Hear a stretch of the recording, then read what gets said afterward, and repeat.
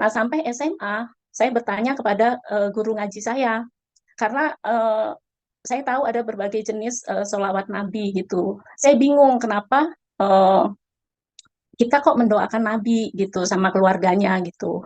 Nah, itu guru agama saya itu memberi perumpamaan seperti gini, gelas kosong diisi air terus-menerus dan akhirnya luber. Nah, itu diisi oleh doa-doa seluruh umat muslim sedunia. Nah, luber. Nah, kita kena luberannya gitu.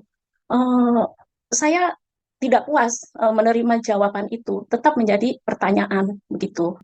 Nah, dari kesukaan saya membaca, apalagi akhirnya saya melihat Injil di rumah mertua saya gitu, saya penasaran gitu. Terus saya baca gitu dari kitab Kejadian gitu. Nah, akhirnya di Yohanes 1, di Yohanes 14 ayat 1 sampai 3 itu saya remah sekali dengan firman itu.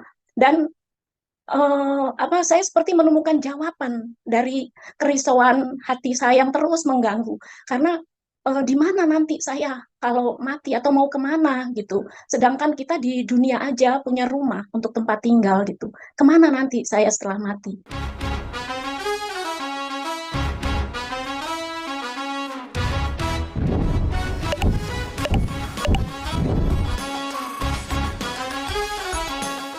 Sebelumnya saya memperkenalkan nama saya yaitu Donda Yunani. Saya mempunyai anak 4 orang. Sejak saya terlahir dari keluarga Muslim dan sejak kecil dididik untuk mengaji, untuk menjalankan sholat 5 waktu, juga berpuasa. Dan saya seringkali bertanya tentang keberadaan Tuhan, karena kan kalau orang bilang tidak kenal maka tidak sayang. Nah, saya ingin mengenal Tuhan gitu. Waktu kelas 3 SD, itu saya bertanya sama Tuhan, Tuhan ngapain sih maksudnya menjadikan semua manusia di dunia ini dari berbagai suku, bangsa gitu, tapi semua akhirnya mati. Saya bilang, Tuhan kayak dalang, saya bilang kan gitu. Nah, itu terus pertanyaan. Nah, sampai SMA, saya bertanya kepada guru ngaji saya, karena saya tahu ada berbagai jenis sholawat Nabi gitu. Saya bingung kenapa kita kok mendoakan Nabi gitu sama keluarganya gitu. Nah, itu guru agama saya itu memberi perumpamaan seperti gini, gelas kosong diisi air terus-menerus dan akhirnya luber. Nah, itu diisi oleh doa-doa seluruh umat muslim sedunia. Nah, luber. Nah, kita kena luberannya gitu.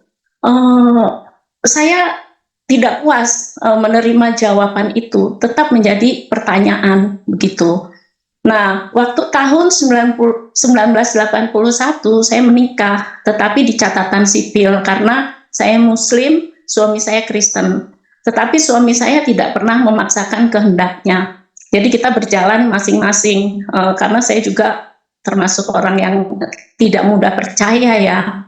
Nah, dari kesukaan saya membaca, apalagi akhirnya saya melihat Injil di rumah mertua saya gitu, saya penasaran gitu. Terus saya baca gitu dari kitab Kejadian gitu. Nah, akhirnya di Yohanes 1, di Yohanes 14 ayat 1 sampai 3 itu saya remah sekali dengan firman itu. Dan saya seperti menemukan jawaban dari kerisauan hati saya yang terus mengganggu. Karena di mana nanti saya kalau mati atau mau kemana gitu. Sedangkan kita di dunia aja punya rumah untuk tempat tinggal gitu. Kemana nanti saya setelah mati? Saya minta tolong Pak Franky untuk membacakan Yohanes 14 ayat 1 sampai 3. Baik Ibu, Yohanes 14 ayat pertamanya ayat 1 sampai 3 Bu ya? Ya. Oke, baik. Janganlah gelisah hatimu, percayalah kepada Allah, percayalah juga kepadaku. Di rumah Bapakku banyak tempat tinggal. Jika tidak demikian, tentu aku mengatakannya kepadamu. sebab aku pergi ke situ untuk menyediakan tempat bagimu. Dan apabila aku telah pergi ke situ dan telah menyediakan tempat bagimu, aku akan datang kembali dan membawa, saya ulang ya, aku akan datang kembali dan membawa kamu ke tempatku, supaya di tempat di mana aku berada, kamu pun berada. Amin. Amin. Ya, di firman Yohanes 14 ayat 1 sampai 3 itu ada janji Tuhan yang luar biasa buat saya gitu. Karena kita kalau misalnya mau nikah pun ada perjanjian, mau bisnis ada perjanjian. Ini perjanjian Tuhan dengan manusia. Dan di firman dikatakan Tuhan Yesus itu mati pada hari ketiga, bangkit dan naik ke surga dan dengan banyak saksi. Dikatakan di situ dia mendahului kita untuk menyediakan tempat di rumah Bapa. Nah, di rumah Bapa ini dalam doa Bapa kami yang diajarkan Tuhan Yesus itu kalimat pertamanya Bapa kami yang di surga. Berarti ada tempat, ada rumah yang tersedia bagi kita yang percaya kepadanya untuk tidak binasa gitu. Akhirnya saya memberanikan diri mengambil keputusan pada tahun 1983 untuk dibaptis selam di GPDI Gideon. Akhirnya saya ibadah di sana, tapi saya kan backgroundnya Muslim ya, jadi nggak gampang untuk menyebut Yesus itu Tuhan gitu, karena kita udah didoktrin kalau dia cuma nabi gitu. Kemudian juga kita kan biasanya ibadahnya tenang gitu. Saya bingung waktu itu dengan ibadahnya gitu. Akhirnya saya waktu itu mencari gereja yang tenang, dan saya cukup lama di sana, kira-kira 10 tahun. Tetapi saya nggak kenal Tuhan Yesus secara pribadi. Kenapa? Karena setiap ke gereja itu kita nggak diharuskan membawa Alkitab. Jadi kita ada buku kecil untuk tata cara ibadahnya. Kemudian pada tahun 94 saya pindah ke Bekasi. Nah, di sana itu kita adakan oikumene, yaitu perkumpulan dari denominasi-denominasi gereja-gereja gitu untuk di lingkungan di mana kita tinggal. Nah, di situ sering dibahas firman. Akhirnya saya beli Alkitab itu, karena kan nggak mungkin kita orang yang namanya beragama kan harus tahu firman, harus punya Alkitab gitu. Nah, di situ akhirnya saya semakin mempunyai keinginan untuk mengenal Tuhan. Setelah itu, tapi karena anak-anak sekolah di Priuk, saya akhirnya cuma 1 tahun di Bekasi, saya kembali ke Priuk gitu. Nah, saya di situ mulai ibadah itu di kalau Sabtu di gereja lama, kalau Minggu itu di GPDI. Karena saya sadar saya perlu Tuhan. Anak-anak semakin besar, tangan saya nggak cukup panjang jaga mereka, mata saya nggak cukup lebar ngawasin mereka gitu. Saya janji waktu itu Tuhan 2 tahun ya, 2 tahun lagi saya sungguh-sungguh, karena saya waktu itu ngarepin dispensasi dari tempat sekolah anak saya. Tapi Tuhan punya rencana lain. Dia ubahkan itu cuman waktu itu 2 bulan lewat jamahan Roh Kudus. Jadi di GPDI ini kalau setiap tahun setelah merayakan kenaikan Tuhan Yesus itu diadakan doa pencurahan Roh Kudus. Nah, saya pengen, maksudnya hati saya tuh ingin lebih lagi mengenal Tuhan. Akhirnya saya mengikuti pencurahan Roh Kudus itu. Hari pertama, kedua, ketiga tidak terjadi apa-apa. Pada hari keempat, kita semua posisinya berlutut ya. Kita menyembah Tuhan gitu. Nah, saya bayangin penglihatan Yohanes di Pulau Patmos, itu saya merasa, maksudnya mengimani Tuhan Yesus di depan saya bilang gini, Tuhan, saya layak nggak ya di hadapan Tuhan? Karena dosa-dosa saya banyak, saya bilang, saya sebutin satu persatu, saya nggak peduli kiri kanan saya. Terus tahu-tahu saya terloncat-loncat dari posisi saya yang sedang berlutut itu. Saya nggak ngerti itu. Tapi saya kira-kira 15 menit saya loncat-loncat itu. Tapi setelah itu saya merasakan sukacita yang luar biasa, yang saya nggak bisa gambarkan gitu. Beda kalau kita dapat hadiah atau apa. Ini sukacita yang luar biasa yang dunia nggak bisa berikan. Kemudian besoknya hari kelima itu setelah puji-pujian itu tahu-tahu saya maju mundur gitu. Saya bingung gitu loh, kenapa gitu. Tapi ya udah saya nikmatin aja. Nah, setelah itu hari Minggu ini saya lagi tidur bersama anak saya yang nomor 3 itu, mertua saya datang, dia bilang mau gereja nggak? Saya bilang nggak, lagi ngelonin gitu kan. Terus mertua saya pergi. Tahu-tahu di hati saya tuh suara gereja gitu loh. Saya kaget itu. Akhirnya saya mandi, cepet-cepet saya akhirnya pergi ke gereja. Nah di gereja itu hamba Tuhannya nantang siapa yang merasakan jamahan Roh Kudus. Saya masih bingung ya, apa kemarin itu jamahan Roh Kudus atau bukan gitu. Akhirnya saya tunjuk jari itu di bawah gitu, karena saya belum yakin kalau itu jamahan Roh Kudus gitu.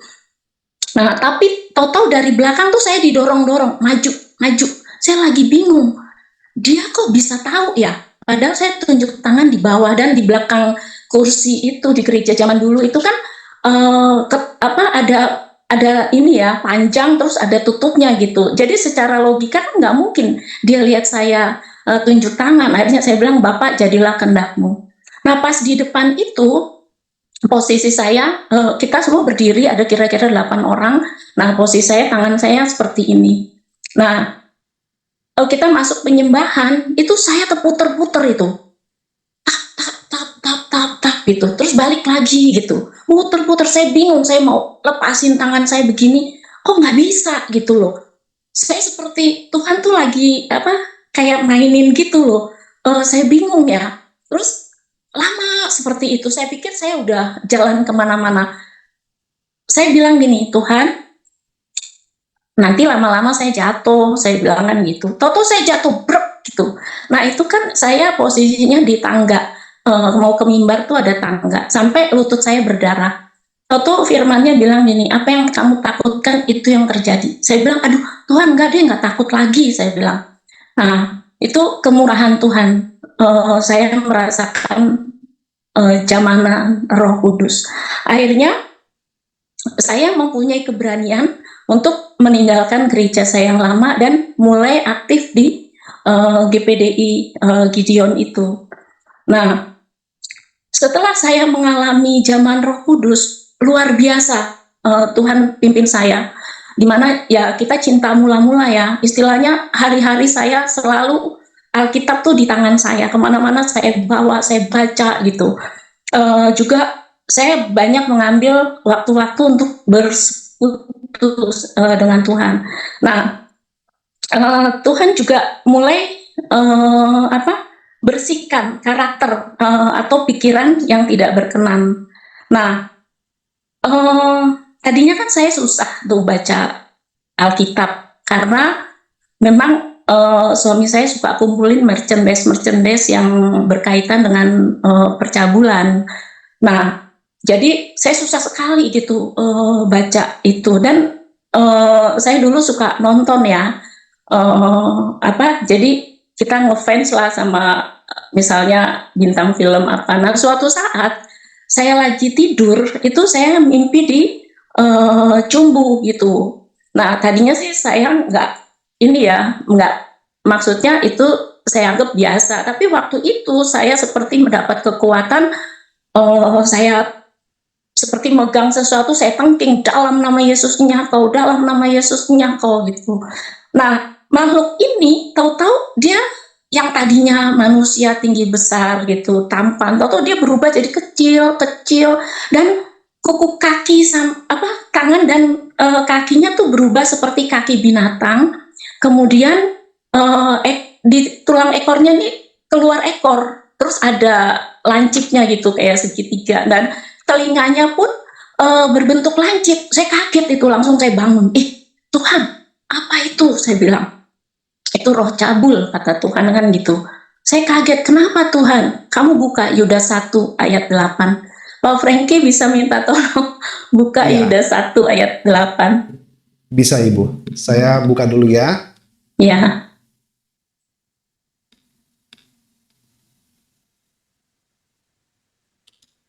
Yudas 1 ayatnya yang ke-8 Ibu. ya,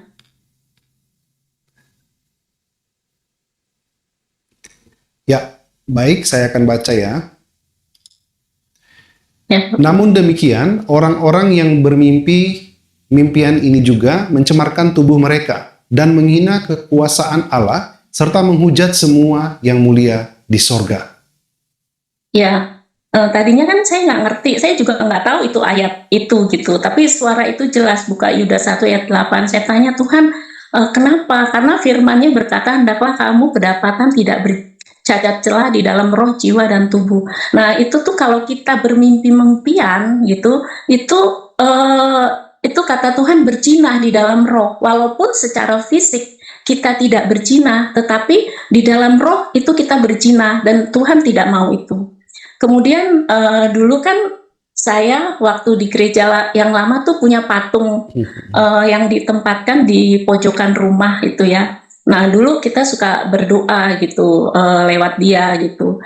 Nah waktu itu saya sedang menyapu di dapur, tahu-tahu patung itu jatuh gitu, pecah. Saya bingung. Nah anak saya kan udah sering sekolah minggu, dia bilang, "Ma, nggak boleh berdoa, itu kan bukan Tuhan, Ma," katanya gitu. Terus akhirnya saya bilang, saya nggak mau tanya hamba Tuhan yang lama, saya juga nggak mau tanya pendeta, saya mau Tuhan yang jawab, karena Tuhan itu hidup, bukan cuman mendengar tetapi menjawab. Akhirnya saya ambil waktu untuk doa, kadang-kadang puasa. Nah setelah 3 bulan, pada waktu kita doa bersama, itu Tuhan berfirman, sembahlah hanya Allahmu saja dan lakukan perintah-perintahnya, yaitu Allah Bapa, Allah Anak, Allah Roh Kudus gitu. Terus dikasih firman lagi, Yeremia 7 ayat 16, perikopnya penyembahan terhadap ratu surga. Nah, saya nggak ngerti gitu, ratu surga tuh apa, tapi Roh Kudus bilang di surga itu nggak ada ratu, yang ada hanya raja, namanya Yesus Kristus. Nah, itulah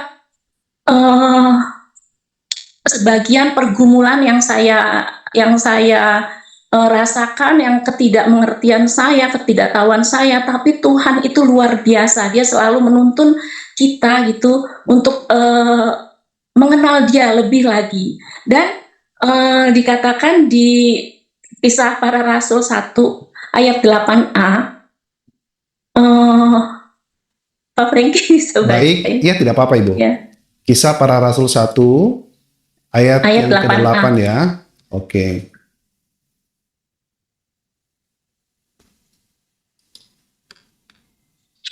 Ayat ke-8. Baik. Tetapi kamu akan menerima kuasa kalau Roh Kudus turun ke atas kamu, dan kamu akan menjadi saksiku. Betul Ibu sampai situ? Amin. Ya, Amin. amin. Ya. Nah, jadi setelah zaman Roh Kudus itu luar biasa ya. Kalau dulu saya nggak ngerti baca firman, kalau saya nggak ngerti itu saya langsung tanya, Tuhan ini apa sih artinya gitu. Tahu tuh kayak ada hikmat ini loh, seperti ini, gini-gini. Oh saya cuman, oh terima kasih ya Tuhan, luar biasa gitu. Nah terus dikatakan di situ kita mempunyai kuasa gitu.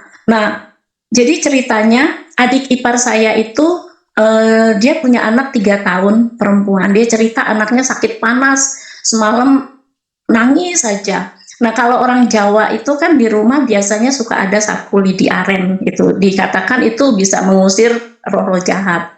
Nah jadi dia sapuin itu rumahnya dari depan rumah itu sampai ke belakang. Nah pas di bawah kolong tempat tidur itu ada perempuan keluar gitu sambil ketawa, hihihi. Dia melihatnya cantik gitu.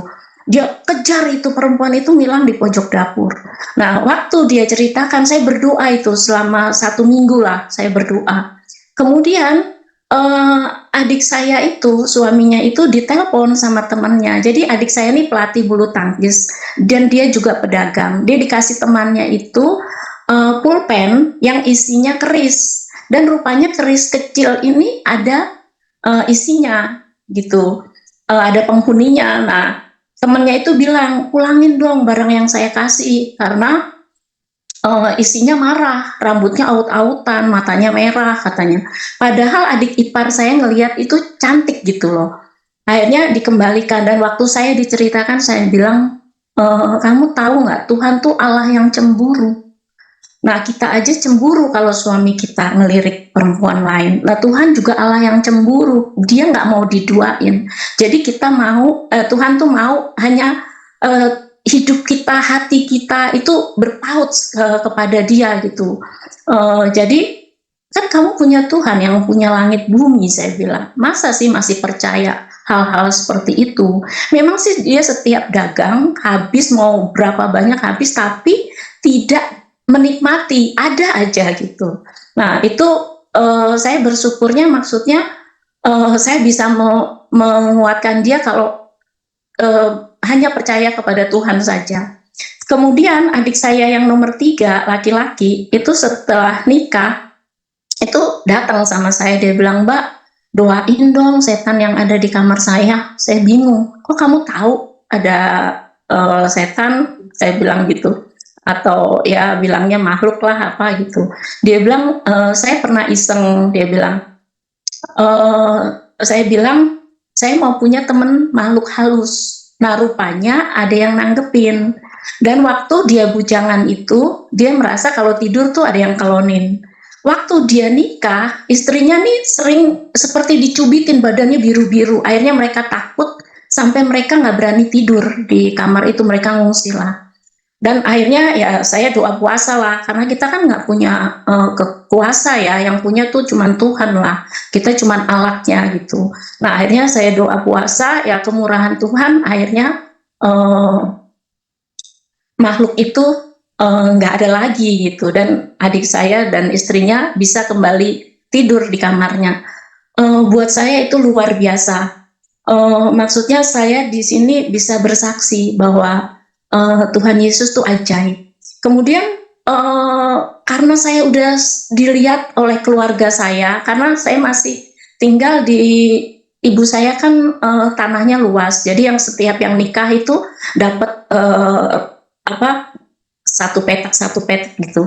Nah, keluarga saya ngelihat saya kok rajin ke gereja, sedangkan suami saya enggak gitu. Dia bingung gitu. Akhirnya waktu itu mereka datanglah ke saya, berempat, ibu saya dan adik saya 3. Ibu saya pertama bilang gini, kamu tahu nggak nanti Tuhan tuh pasti tanya sama saya, tempat kamu nanti kosong di sana. Pasti saya ditanya. Saya bilang gini, Bu, semua kan orang lahir lewat seorang ibu. Ibu nggak salah, saya bersyukur lahir lewat ibu. Tapi nanti kita kembali ke Tuhan tuh sendiri-sendiri. Saya juga nggak sama suami saya mungkin, nggak sama anak saya mungkin. Kita menghadap Tuhan itu pribadi lepas pribadi. Jadi ibu nggak usah merasa salah. Nah, terus adik saya bilang itu ada hamba Tuhan satu keluarga masuk Muslim gitu. Terus saya bilang, orang yang dijamah sama Roh Kudus tidak akan meninggalkan Tuhannya. Nah, adik saya itu bilang gini, oh Roh Kuda, Roh Nini, itu saya bilang gini, hujat terhadap anak manusia dapat diampuni, tetapi hujat terhadap Roh Kudus tidak akan diampuni di dunia ini dan di dunia yang akan datang. Nah, terus setiap mereka itu saya selalu jawabnya pakai firman. Rupanya Tuhan udah persiapkan saya sebelumnya untuk saya lapar haus sama firman, jadi saya bales mereka tuh pakai firman gitu. Nah, terus sampai mereka marah ninggalin saya. Nah, saya juga namanya manusia ya, ada nggak sejahtera. Akhirnya saya angkat pujian, Roh Kudus membuat kakiku menari, Roh Kudus membuat hati gembira. Terus saya lepaskan pengampunan kepada mereka. Saya bilang, Tuhan, Ampuni mereka, mereka tidak mengerti apa yang mereka katakan Tuhan. Ampuni mereka Tuhan. Saya mengasihi mereka terlebih-lebih Tuhan. Besoknya anaknya adik saya yang berkata Roh Kuda, Roh Nini itu sakit. Istrinya datang ke saya, Mbak, anakku sakit. Nah, akhirnya saya datang ke dia, saya doain. Puji Tuhan, sorenya udah sembuh. Nah, adik saya yang perempuan itu ke dokter kan. Setelah seminggu nggak sembuh juga. Nah, saya waktu itu mandi di rumah orang tua saya sama anak nomor 3 itu, kita mandi sambil memuji Tuhan. Pas lewat kamarnya dia panggil, doain saya dong katanya gitu. Akhirnya, wah itu bukan kebetulan ya, itu pasti karya Tuhan gitu. Akhirnya saya masuk ke dalam kamarnya dan kita berdoa buat dia. Puji Tuhan, besoknya dia langsung sembuh dan bisa pergi ke pasar Tanah Abang gitu. Buat saya, aduh Tuhan terima kasih ya, udah nyatakan kasih dan kuasa-Mu gitu loh. Jadi saya bersyukur punya Allah yang hidup. Nah, akhirnya kayak gini ya, kita punya sesuatu kue ataupun yang enak, kita kan juga mau bagi dengan orang-orang lain seperti itu. Saya itu nggak tahu kenapa rindu bersaksi, menyaksikan kasih Tuhan, kebaikan Tuhan gitu loh. Dan saya bilang, Tuhan, saya mau melayani Tuhan, tapi saya bilang saya nggak bisa nyanyi Tuhan. Saya bilang karena suara saya fals. Saya bilang saya paling takut pelajaran nyanyi gitu. Akhirnya Tuhan ajar saya, karena kalau yang dahulu-dahulu kan doanya tuh hafalan ya, doa makan, doa pagi gitu. Jadi ya udah kita hafalin itu aja gitu, bukan dari hati. Nah, Tuhan ajar saya lewat buku, tidak dapatkah kamu berdoa 1 jam saja. Nah, dari situ saya mulai terapkan gitu. Dari doa Bapa kami itu dikembangkan, yang dimana dikuduskanlah namamu, datanglah kerajaanmu. Itu tentang memuji tuh, praise and worship lah istilahnya gitu.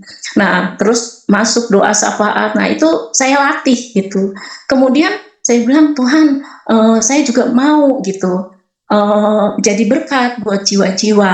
Nah, pas waktu itu saya ke toko buku Gramedia, itu saya bingung, di setiap rak itu ada buku Kasih yang Bertumpu pada Lutut, itu karangan Dick Eastman. Nah, akhirnya saya beli 1. Nah, dari situ akhirnya saya mulai pelayanan doa. Nah, jadi saat ini saya berjemaat di GPDI Ujung Menteng. Di situ saya ambil pelayanan doa syafaat, karena terlebih-lebih untuk bangsa dan negara ya, itu. Atau kalau misalnya saya baca berita gitu, selalu ada hal yang Tuhan ingatkan untuk saya bawa dalam doa. Terima kasih. Ya, Bapak Ibu dan saudara-saudara yang terkasih, demikianlah perjalanan iman seorang mantan muslimah yang dengan sungguh-sungguh mencari jawaban atas pertanyaan yang telah lama memenuhi hatinya.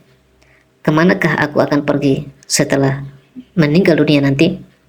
Pertanyaan itu bukan hanya miliknya, tetapi juga merupakan pertanyaan yang pernah atau mungkin akan dihadapi oleh setiap manusia. Perjalanannya mengajarkan bahwa pencarian akan kebenaran membutuhkan keberanian, kerendahan hati, dan kesediaan untuk terus belajar. Keputusan yang diambilnya lahir dari pergumulan pribadi, doa, perenungan, dan keyakinan yang ia rasakan dalam hatinya.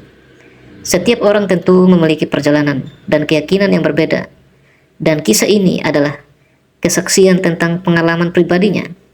Bagi dirinya, pengharapan itu ditemukan di dalam Tuhan Yesus Kristus. Ia berpegang pada firman Tuhan yang berkata dalam Yohanes 14 ayat 6, "Akulah jalan dan kebenaran dan hidup. Tidak ada seorang pun yang datang kepada Bapa kalau tidak melalui aku." Ia juga dikuatkan oleh janji Tuhan dalam Yohanes 3 ayat 16, "Karena begitu besar kasih Allah akan dunia ini, sehingga ia telah mengaruniakan anaknya yang tunggal, supaya setiap orang yang percaya kepadanya tidak binasa, melainkan beroleh hidup yang kekal." Firman Tuhan dalam Efesus 2 ayat 8 dan 9 semakin meneguhkan keyakinannya, "Sebab karena kasih karunia kamu diselamatkan oleh iman. Itu bukan hasil usahamu, tetapi pemberian Allah. itu bukan hasil pekerjaanmu. Jangan ada orang yang membanggakan diri. Melalui ayat inilah ia menemukan damai sejahtera yang selama ini dirindukannya. Ketakutan akan masa depan berubah menjadi pengharapan. Keraguan berubah menjadi keyakinan, dan kegelisahan dalam hatinya digantikan oleh sukacita karena percaya bahwa keselamatan adalah anugerah dari Allah. Apabila kisah ini memberkati teman-teman, kiranya terus dengarkan kesaksian-kesaksian melalui channel ini, dan luangkanlah waktu untuk mencari, membaca, dan merenungkan firman Tuhan secara pribadi. Mintalah kepada Tuhan agar ia menuntun setiap langkah kita dan memberikan hikmat untuk memahami kehendak-Nya. Saya ucapkan terima kasih kepada Bapak, Ibu, dan saudara-saudara yang terkasih karena sudah menyaksikan kesaksian ini sampai selesai. Semoga cerita perjalanan iman menjadi inspirasi untuk terus mencari kebenaran dengan hati yang tulus dan penuh kerendahan hati. Tuhan Yesus memberkati setiap langkah kehidupan kita. Sampai bertemu kembali dalam kesaksian berikutnya. Damai sejahtera Kristus menyertai kita semua. Shalom.